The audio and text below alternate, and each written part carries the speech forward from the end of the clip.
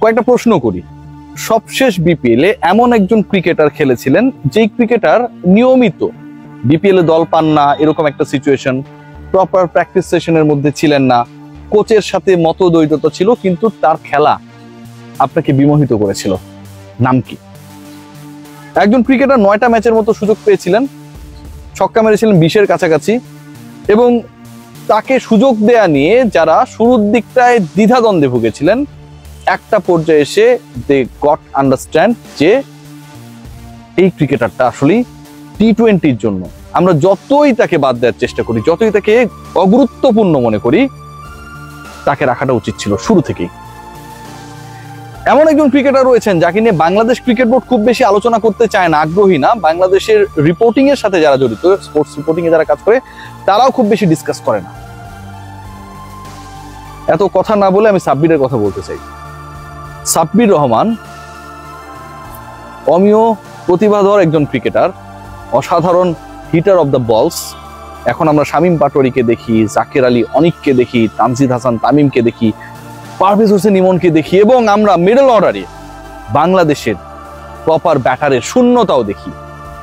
সাব্বিরকে নিয়ে তারপরও কেন আমরা কেউ ভাবতে চাই না? আপনারা অবাক হবেন যে বাংলাদেশ ক্রিকেট বোর্ডের কোনো প্রোগ্রামসের মধ্যে সাব্বির রহমান এই মুহূর্তে নেই। কদিন আগে যখন ফোনে কথা বললাম, আমি তাকে কল দিয়েছিলাম, সাব্বির যখন ফোনটা ধরলো, ধরার পর তার অভিব্যক্তি বা কথা বলার ধরনটা অন্য কেউ হইলে আমি শিওর সে ধরতো না। সাব্বিরকে ইন্টারভিউ নিয়েও কেউ জিজ্ঞেস করতে পারেন যে ঘুম ভাঙা ভাঙা আদো আদো ঘুম, এই দুপুরবেলা এরকম টাইপ একটা সময়ে। আমি সাব্বির তুমি কোথায়? সাব্বির বললো ভাই আমি দেশের বাইরে ক্রিকেট খেলার জন্য আসছি। কোন একটা দেশে গিয়ে হয়তো মাইনর ক্রিকেট, মাইনর কাউন্টি বা লিগস গুলোতে খেলার চেষ্টা করছেন। বাংলাদেশের একজন ক্রিকেটার গত বিপিএল এ 18টা ছক্কা মেরেছেন। আপনার তো ছক্কা মারা ব্যাটার দরকার। গামিনী ডি সিলভার উইকেটে ছক্কা মারতে পারবে বা পারবে না, তার থেকে বড় আলোচনা হচ্ছে ছক্কা মারা ব্যাটার দরকার। আপনার এমন একজন দরকার যে হচ্ছে টি-20-তে আপনার দলকে যে কোনো সিচুয়েশন থেকে মোমেন্টামকে চেঞ্জ করে দেওয়ার ক্ষমতা রাখে। এমন একজন ক্রিকেটার দরকার যাকে আপনি যে কোনো পজিশনে ব্যাটিং করাতে পারবেন। সেই ক্রিকেটারকে আপনি কোনো প্রসেসের মধ্যেই রাখেন না, কোনো হিসাবের মধ্যে তাকে রাখেন না, তাকে কাউন্ট করেন না।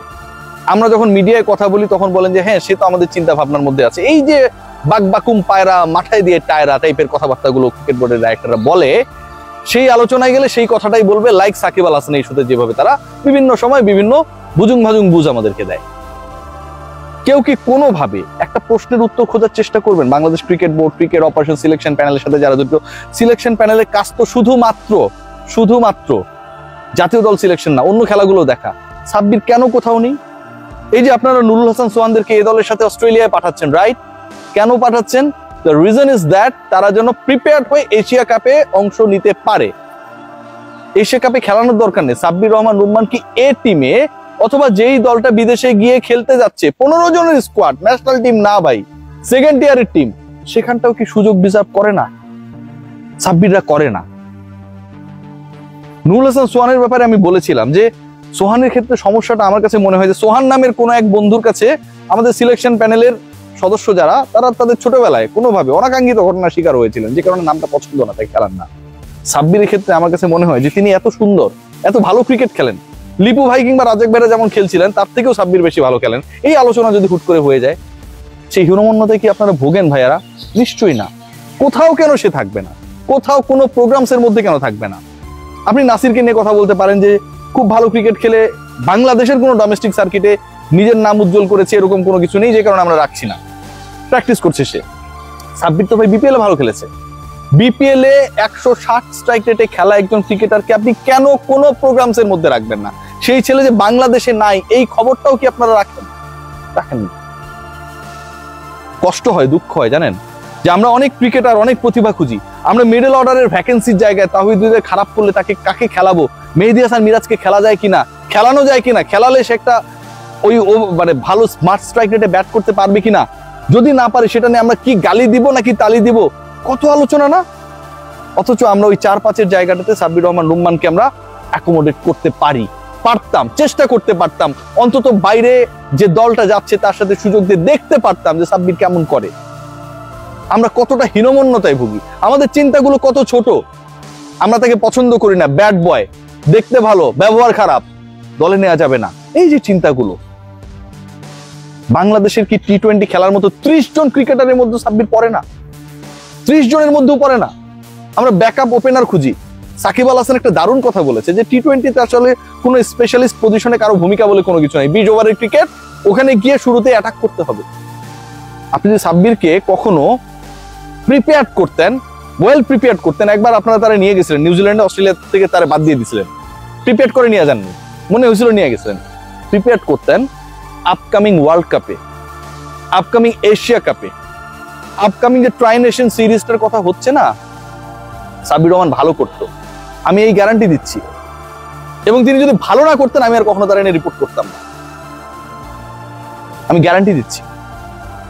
আপনি যাকে ওপেনিং এ খেলাতে পারেন, যাকে আপনি লেট অর্ডারে খেলাতে পারেন, যাকে আপনি ওয়ান ডাউনে খেলাতে পারেন, যাকে আপনি মিডল অর্ডারে খেলাতে পারেন, যাকে দিয়ে আপনি ছক্কা মারাতে পারেন, যেই ছেলেটাকে আপনি মোটামুটি ক্রিজে থাকলে এই কনফিডেন্সটা পেতে পারেন that he could bat over 150 strike rate.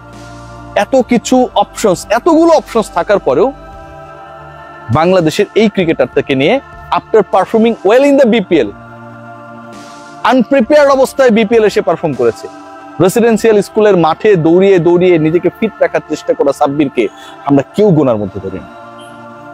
আমরা অনেক কিছু নিয়ে আলোচনা করি, সোয়ানদের নিয়ে আলোচনা করি, ডিজার্ভিং ডিসকাশন, অঙ্কনকে নিয়ে আলোচনা করি, he deserves to be discussed. কিন্তু আমরা সবশেষ বিপিএল এ ভালো করা, খেলার মধ্যে না থাকা একটা ক্রিকেটার খেলায় ঢুকে যাওয়া, সেই সাব্বিরকে নিয়ে আমরা কেউ প্রপার আলোচনাটা করি না। কত টিম হয়, কত ক্যাম্প হয়, এইচপি হয়, এটা হয়, ওটা হয়, এ টিম বাইরে যায়, ফিরে আসে, প্রিপেয়ার করি ফর ন্যাশনাল টিমস। কোথাও আমরা সাব্বিরকে সেই গুরুত্বের জায়গায় দেখি না। এতটাই কি অগুরুত্বপূর্ণ সাব্বির? আসলেই কি বাংলাদেশের 30-35 জন টি-20 ক্রিকেটারের তালিকা করলে কোনোটাতেই সে আসার অযোগ্য? আসলেই কি? I have doubt. বাট আমাদের নির্বাচকরা দে আর ডাউটলেস, তারা জানে সাব্বিরের দ্বারা কোনো কিছু হবে না। সবাই ভালো থাকবেন, আসলে বলার বেশি কিছু নেই। সাব্বিরের জন্য শুভকামনা। I really miss Sabbir Rahman. বাংলাদেশের যে কোনো সেট আপে, ন্যাশনাল টিম হোক, এ টিম হোক, এইচপি হোক, বি টিম হোক, যে কোনো সেট আপে Sabbir Rahman could be a great solution for the national team যদি তাকে প্রিপেয়ার করতাম opening, middle order, late order, one down, যে কোনো জায়গায়।